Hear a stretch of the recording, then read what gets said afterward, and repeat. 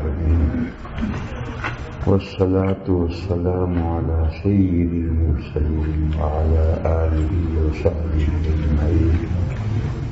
کل بات پوری ہوئی کیا ہے؟ بات کا سوال ہے چھوکری ساتھ نکاح کہی سکے. سبحان اللہ.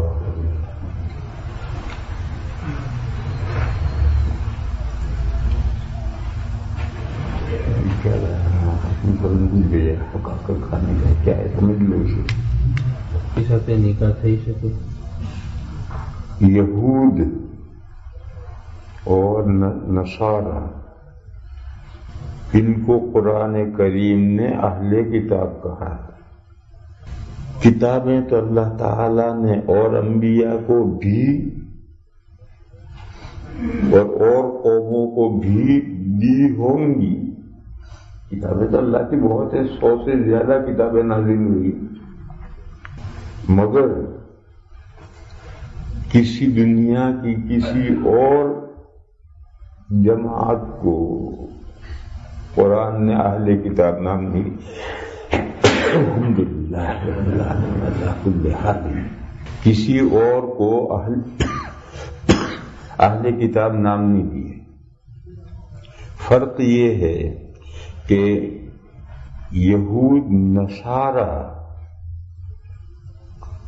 کی کتاب اور ان کے ایمان اور اس کی تفصیلات اگرچہ ساری بگڑ گئی، لیکن اسلام سے صحیح راستے سے قریب ترین یہی ہے.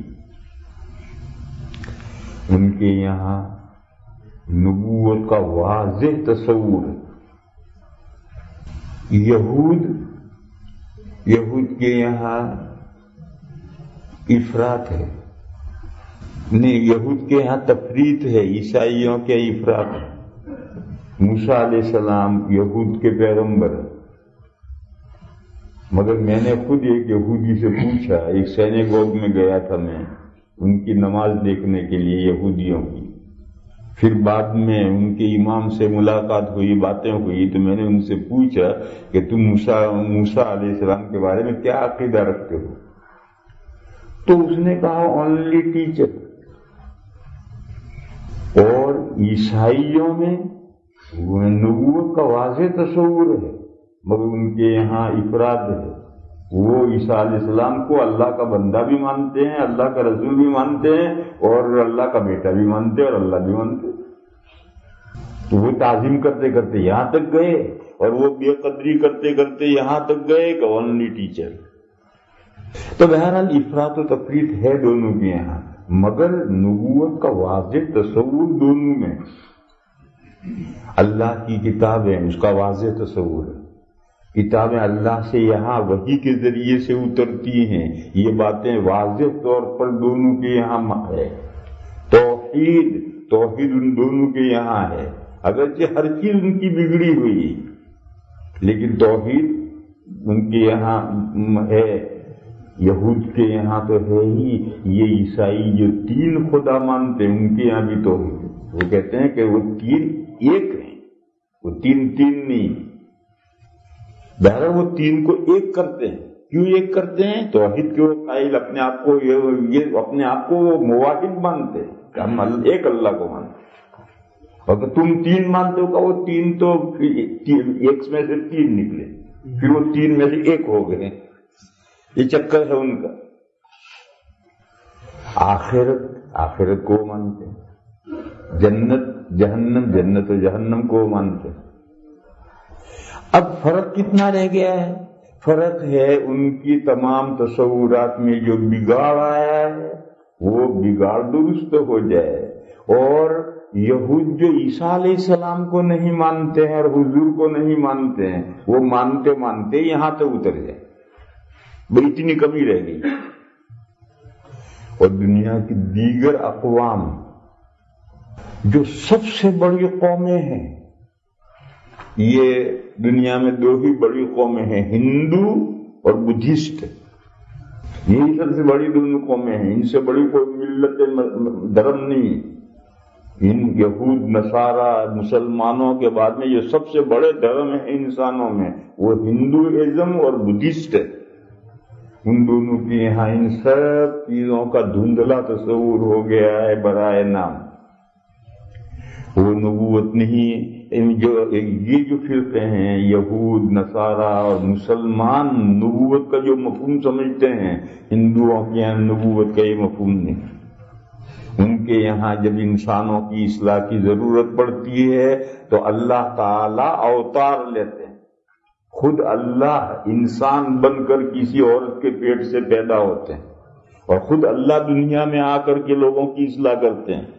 یہ جو ان کے رشی وغیرہ سب ہوتے ہیں وہ در حقیقت اللہ ہیں جنہوں نے انسانی روپ میں وہ دنیا میں آئے ہیں. یہ تو نبوت کا تصور ہے ہی نہیں. آسمانی کتابیں، آسمانی کتابوں کا ان کے کوئی تصور نہیں. ہولی بکس اس کا تصور تو ہے ان کے یہاں، لیکن آسمانی کتابوں کا کوئی تصور نہیں. ان کی ہندوؤں کی مذہبی کتاب ہے گیتا. گیتا کیسے وجود میں آئی؟ گیتا کے شروع میں لکھ رکھا ہے کہ جب کوروں اور پانڈوں کی لڑائی ہوئی، جنگ ہوئی، تو بھگوان کوروں کے ساتھ پانڈوں کے ساتھ تھے. وہ تھوڑے کون تھے؟ 5 کون تھے؟ پانڈو ان کے ساتھ تھے اور وہ تو 100 تھے، یہ کل 5 تھے. تو بھگوان ان کے ساتھ تھے تو 6 ہو گئے، 5 یہ اور ایک بھگوان ان کے ساتھ. تو ان کا لیڈر تھا ارجن. جب جنگ میں رتھ لے کر چلے ہیں تو ارجن کو بھگوان نے یہ نصیحتیں کی اور وہ ارجن نے وہ نصیحتیں لکھ لی سب. وہ گیتا کے 17 باب ہو گئے. گیتا میں 17 باب. تو اب ایک انسان ہے جو دوسرے انسان کو نصیحتیں کر رہا ہے، وہ سب لکھ کر جمع کر لی گئی، وہ گیتا بن گئی. آسمانی کتابوں کا یہ تصور نہیں. اور جو ان کے یہاں 4 وید ہیں وہ یہ کہتے ہیں کہ یہ 4 وید تبت کے رشیوں پر اگے ہیں. وہاں تبت میں رشی زمین میں سے اگے ہیں، ان زمین میں سے اگے ہوئوں کے اوپر پھر اگے ہیں. یعنی ایک چیز نیچے یوں نکلی پھر اس رشیوں کے اندر سے پھر یوں اوپر سے نکلا. تو کہا یہ جو 4 وید ہیں یہ تبت کے رشیوں میں سے اگے. یہ بھی آسمانی کتابوں کا تصور نہیں. یہ جو انڈیا والے تبت پر بہت زیادہ نظر رکھتے ہیں وہ ہندوؤں کے رشی وہیں پیدا ہوئے تھے اور وہیں ان کے اوپر جو رشی تھے ان کے اوپر ان کے اندر سے 4 وید اگے.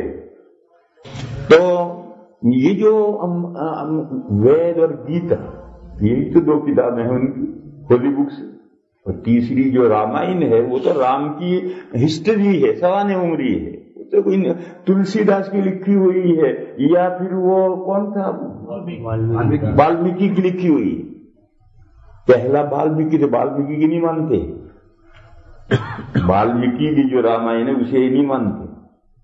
اور جبکہ والمیکی رام کے زمانے کا ہے اور سیتا کو جب رام نے گھر سے الگ کر دیا تھا، کیوں پبلک نے آبجیکشن لیا تھا کہ یہ عورت بدکار ہے، تم کو اپنے گھر میں رکھو گے، حکومت نہیں کر سکتے ہو، یا تو حکومت کرو یا اس عورت کو الگ کرو. تو جب سیتا کو الگ کیا تھا تو سیتا جا کر اسی والمیکی کے یہاں رہی ہے جنگل میں. تو اتنا کلوز ہے، اس کی لکھی ہوئی رامائن نہیں مانتے. اور اس کے 2000 سال کے بعد تلسی داس کی رامائن اسے مانتے ہیں. تلسی داس عیسیٰ علیہ السلام سے 70 سال پہلے ہوا ہے. حضرت عیسیٰ علیہ السلام سے 70 سال پہلے تلسی داس ہوا ہے اور وہ ابراہیم علیہ السلام سے 2000 سال پیچھے ہے. اس کی لکھی ہوئی سوانح جو ہندو مانتے ہیں اور اس کی رامائن اس کی والمیکی کی نہیں مانتے. کیوں؟ والمیکی نے رام کو ایک انسان کے طور پر پیش کیا اور تلسی داس نے رام کو ایک خدا کے طور پر پیش کیا. اور اب رام کو خدا مانتے ہیں، اس لیے یہ رامائن وہ مانتے ہیں. خیر، تم رام کو انسان مانو یا خدا مانو، بہرحال جو رامائن ہے وہ تو ان کی سوانح ہے، وہ کوئی آسمان سے نازل ہوئی کتاب نہیں. ان کے یہاں جو آسمانی کتابیں ہیں ان کی، وہ تو آسمانی لفظ مانتے ہی نہیں، میں بولتا ہوں وہ گیتا اور رام 4 وید ہیں، یہی کتابیں ہیں، ان کو ان کے بارے میں آسمانی کتاب ہونے کا تصور نہیں۔ آخرت کا کوئی تصور ان کے واضح نہیں ہے، جنت اور جہنم اس کا واضح تصور نہیں ہے، ان کا تصور ہے آواگون کا، کہ آدمی مرتا ہے، اچھے عمل کیے ہیں، کرم کیے ہیں تو ایک فوراً دوسرا جیون لے لیتا ہے، اور برے اعمال کیے ہیں تو فوراً کوئی برا جیون لے لیتا ہے۔ یہ جو اچھا اور برا جیون لے لیا یہی جنت اور جہنم، تو یہ تو جنت و جہنم کا تصور نہیں۔ اچھا پھر یہ بھی کہتے ہیں کہ نرک اور سورگ وہ بھی مانتے ہیں، اور وہ کسی نہ کسی مرحلے میں جنت اور جہنم میں پہنچتا ہے، عجیب و غریب کو چکر ہے ان کا۔ غرض کوئی عقیدہ ان کے یہاں اسلامی عقائد سے، صحیح عقائد سے اقرب نہیں، ان کو کھینچ کر لانا، کھینچ کر نہیں آئیں گے، وہ تو کود کر ہی آ سکتے ہیں۔ یعنی ایک ہندو مرد یا عورت آہستہ آہستہ اسلام میں آ جائے، یہ نہیں ہوگا، اس کو جست لگانی پڑے، وہ جمپ لگائے گا، اپنا مذہب چھوڑے گا اور کود کر اسلام میں آئے گا، اس لیے کہ اسلامی عقائد ڈفرنٹ ہیں ان کے عقائد سے۔ اور یہود و نصارہ ان کو اسلامی عقائد میں بگاڑ ہے، ان کے یہاں تصورات ایک ہی ہیں، لہذا وہ آہستہ آہستہ سمٹتا کلر ہو جائے گا، اس کو جست نہیں لگانی پڑے گی، جمپ نہیں لگانی پڑے گی۔ اس لیے اسلام نے نکاح کی جو 2 شکلیں ہیں ان میں سے ایک شکل اہل کتاب کے ساتھ جائز رکھی ہے، ایک نہیں جائز رکھی ہے۔ مسلمان لڑکی عیسائی یا یہودی کے نکاح میں نہیں جا سکتی، کیوں؟ آج کل کی جو صورت ہے وہ تو سب بگڑی ہوئی صورت ہے، جو یورپ کی ایکوالٹی کی صورت ہے، ورنہ جو نیچرلی فطری صورت ہے وہ یہ ہے کہ ہمیشہ وائف ہسبینڈ کے انفلوئنس میں ہوتی ہے، ہسبینڈ کا انفلوئنس پڑتا ہے وائف پر، لہذا لڑکی مسلمان ہوگی، ہسبینڈ عیسائی یا یہودی ہوگی تو یہ لڑکی کھینچتی آہستہ آہستہ ان کے قبض ہو جائے گی، ان کے مذہب میں چلی گئی۔ اس لیے اسلام نے اس صورت کو جائز نہیں رکھا۔ ہاں لڑکی یہودی یا عیسائی ہو اور مسلمان اس سے نکاح کرے تو اس کی اجازت دی، کیونکہ مسلمان ہسبینڈ ہے اور وہ وائف ہے، لہذا اس کے انفلوئنس اس پر پڑے گا اور وہ آہستہ آہستہ ادھر آئے گی اور آہستہ آہستہ وہ اسلام کی طرف مائل ہو جائے گی۔ یہ شکل 2 شکلوں میں سے ایک شکل تو یہاں بھی ناجائز ہے، فقط ایک شکل جائز ہے، وہی اہل کتاب کے ساتھ جائز ہے، دنیا کے دیگر دھرموں کے ساتھ یہ جائز نہیں۔ ہندو لڑکی سے نکاح کرنا، بدھسٹ لڑکی سے نکاح کرنا جائز نہیں، اور اہل کتاب لڑکی سے نکاح کرنا یہ جائز ہے، یہود لڑکی سے نکاح کرنا، عیسائی لڑکی سے نکاح کرنا یہ جائز ہے۔ اور یہ مسئلہ قرآن کریم میں سورہ مائدہ کے پہلے رکوع میں بالکل 2 ٹوک ہے۔ اب اس کے بعد سنو، احوال جب بدلتے ہیں تو احکام بدلتے ہیں، احوال جب بدلتے ہیں تو احکام بدلتے ہیں۔ سچویشن میں 2 تبدیلیاں آئیں، ان 2 تبدیلیوں کی وجہ سے ہم یہ تو نہیں کہہ سکتے کہ ناجائز ہے، کیوں مسئلہ قرآن میں کلیئر ہے، لیکن اتنا ضرور کہیں گے کہ اس صورتحال میں یہ جو 2 شکلیں صورتحال بدلی ہیں، ان 2 صورتوں کے اندر ان اہل کتاب عورتوں سے نکاح نہیں کرنا چاہیے۔ 2 صورتیں کیا بدلی ہیں؟ ایک تو جیسی جہالت ہے، مسلمانوں میں جہالت، آپ برا نہ مانے تو میں بتاؤں 50% دنیا میں مسلمان ایسا ہے کہ جس کو اسلام کے مذہب کی بنیادی باتیں بھی معلوم نہیں، کلمہ تک نہیں پڑھ سکتا اور کلمے کا مطلب تک نہیں جانتا، ایسا 50% مسلمان۔ گھومو، نکلو، جماعت تبلیغ میں نکلو اور نکل کر ساری دنیا کا دورہ کرو تو پتہ چلے مسلمان کس حال میں۔ تو اسلام جو ابھی سب سے لیٹسٹ ہے، اس کے ماننے والوں میں جہالت کا یہ حال ہو گیا ہے. تو یہود و نصارہ تو اس سے پہلے کے مذاہب ہیں، ان کے یہاں تو تبلیغ اگر ہے تو غیروں میں ہے، اپنے اندر تو کوئی تبلیغ ہے ہی نہیں. ان کے یہاں اپنے اندر کوئی تبلیغ نہیں ہے. دوسروں کو عیسائی بنانے کے لیے تو محنتیں کریں گے مگر اپنا اندر کوئی تبلیغ نہیں. خود اسلام میں مسلمانوں میں جب تبلیغی جماعت نے مسلمانوں میں کام شروع کیا تو بہت سے علماء کو اشکال ہوا، تبلیغ تو غیروں میں ہوتی ہے، مسلمانوں میں کیا تبلیغ کرو؟ یہ اپنے اس تبلیغ جماعت کے کام پر لوگوں کو یہ اعتراض ہوئے تھے. اگر یہ جیسا آج تبلیغ کا کام ہو رہا، اگر یہ مسلسل جاری رہتا پچھلی صدیوں سے تو آج 50% مسلمان کلمے سے بے خبر ہو گیا ہے، یہ صورتحال پیدا نہ ہوتی. لیکن ایک لمبے عرصے سے غیروں میں باہر تو تبلیغ ہوتی رہی مگر اپنوں میں کوئی محنت نہیں ہوتی. اس محنت نہ ہونے کے نتیجے میں آج دنیا میں 50% مسلمان دین کی بنیادی باتوں سے بھی ویست پاتے ہیں، کلمہ تک نہیں جانتا، ان کا مطلب تک نہیں جانتا، موٹے موٹے عقائد بھی نہیں جانتے. تو یہود و نصارہ کے اندر تو تبلیغ ہے ہی نہیں. اس کے نتیجے میں یہود و نصارہ میں 10% یہود و نصارہ واقعی یہود و نصارہ، 90% نصارہ اور یہود تو نام کے کرسچن اور نام کے جوز ہیں. وہ جوز یا کرسچن میں نان بلیف ان فیتھ، وہ کسی مذہب میں یقین ہی نہیں رکھتے. خواب ان سے پوچھیے کہ تو کیا ہے؟ کرسچینٹی کیا ہے؟ I don't believe. یہ صورتحال ان کی ہوگی. تو پہلا تو یہ فرق پڑا ہے، اور اس فرق کا اثر پڑتا ہے ذبیحہ پر. اہل کتاب کا ذبیحہ بھی قرآن میں حلال ہے. جس آیت میں اہل کتاب کی عورتوں سے نکاح کا جواز ہے اسی آیت میں ان کے ذبیحہ کا بھی جواز ہے. مگر آج صورتحال چونکہ یہ بگڑ گئی، 90% یہود و نصارہ رجسٹر میں تو یہود و نصارہ ہیں، باقی وہ کوئی مذہب مانتے ہی نہیں، نیستی ہیں، دہری ہیں. اس لیے مطلقاً یہود و نصارہ کا ذبیحہ نہیں جائز ہے اور اس کی اب اجازت نہیں دیتے. اللہ جانے جس نے ذبح کیا ہے اپنے آپ کو کرسچن کہتا ہے مگر وہ کرسچینٹی میں یقین بھی رکھتا ہے یا نہیں رکھتا، یا ویسے ہی رجسٹر میں اس کا نام کرسچنوں میں لکھا ہوا ہے. یہ مردم شماری ہوتی ہے، اس میں تو اندھا دھند مردم شماری تھی. گاؤں میں مشہور ہے کہ گاؤں میں سب عیسائی ہے تو انہوں نے سب کے نام کیا عیسائی لکھی، جو پوچھیں گے بھی نہیں تم کون ہو.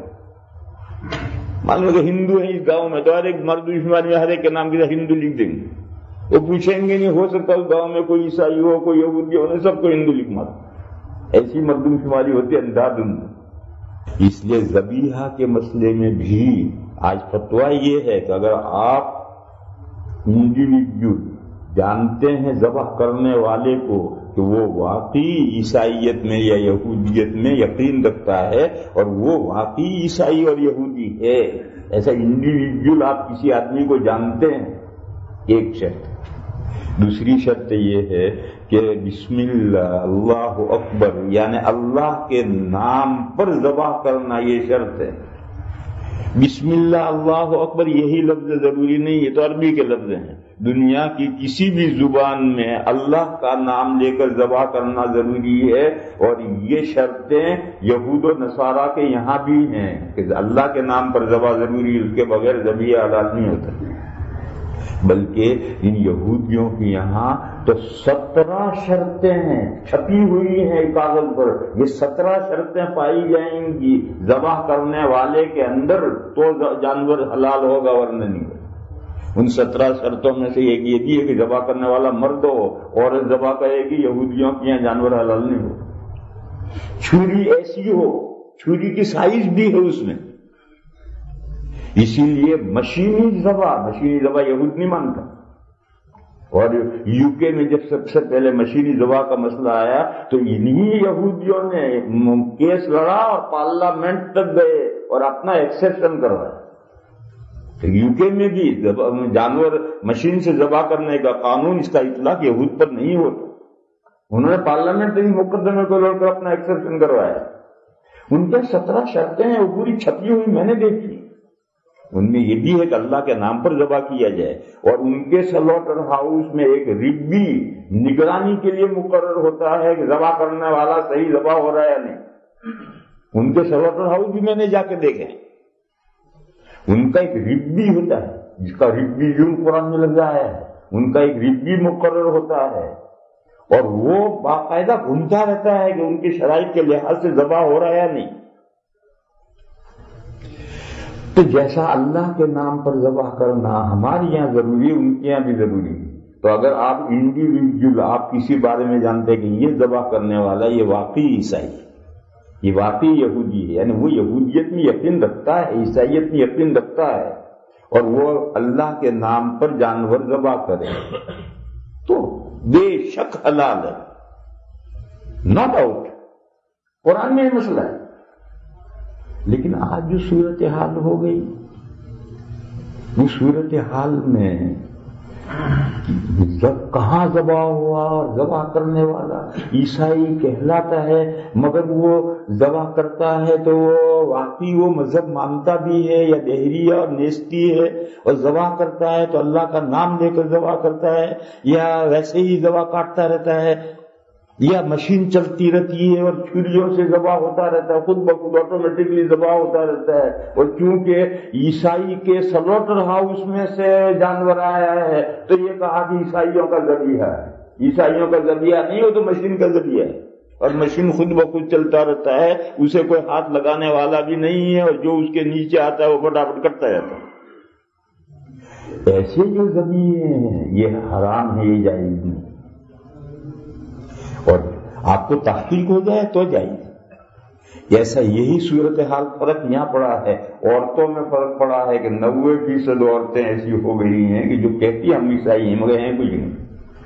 دوسرا فرق کیا پڑا ہے، وہ جو پہلے ہسبینڈ کا وائف پر انفلوئنس ہوتا تھا اب نہیں رہا، وہ انفلوئنس نہیں رہا۔ اور اگر یہ جو سوال کرنے والا ہے تو لا کی میرج پوچھ رہا ہے، اگر بائی لا، وہ لا قانون نہیں، LOVE، اگر محبت کی شادی ہے تو پھر تو بیوی کا انفلوئنس شوہر پر پڑے، پھر تو شوہر کیوں نہیں کر سکتا۔ جب یہ صورتحال بدل گئی تو اب اس صورتحال میں یہ وہ عورتوں سے جو اپنے آپ کو عیسائی کہتی ہیں، جو اپنے آپ کو یہودی کہتی ہیں، ان سے نکاح نہیں کرنا۔ میں نہیں کہتا کہ حرام ہے، جائز نہیں کہتا، نہیں کرنا چاہیے، کیوں؟ یہ دو فرق آیا ہے۔ ایک تو فرق یہ آیا ہے کہ اللہ جانے وہ یہودی عیسائی واقعیت ہے یا نہیں۔ اسلام یہودیت اور عیسائیت کی جو عقائد ہے وہ اور اسلام کے عقائد ایک ہیں، بس فرق بگاڑ کا ہے۔ بگاڑ تو اسلامی فرقوں میں بھی آیا ہے۔ اب وہ صرف نام کے میں یہودی عیسائی ہوں، وہ اسلامی عقائد جانتی ہی نہیں ہے۔ یہ صورتحال آج نہیں پیدا ہوئی۔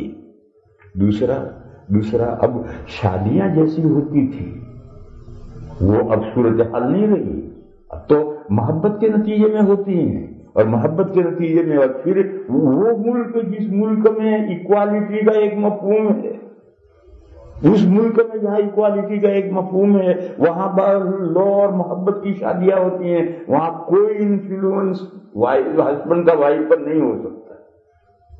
بس یہ امید آپ رکھیں ہی نہ کہ وہ بیوی آہستہ آہستہ اسلام کی طرف آئے، ہو سکتا ہے وہ آہستہ آہستہ آپ جائیں اس کی طرف۔ اور اگر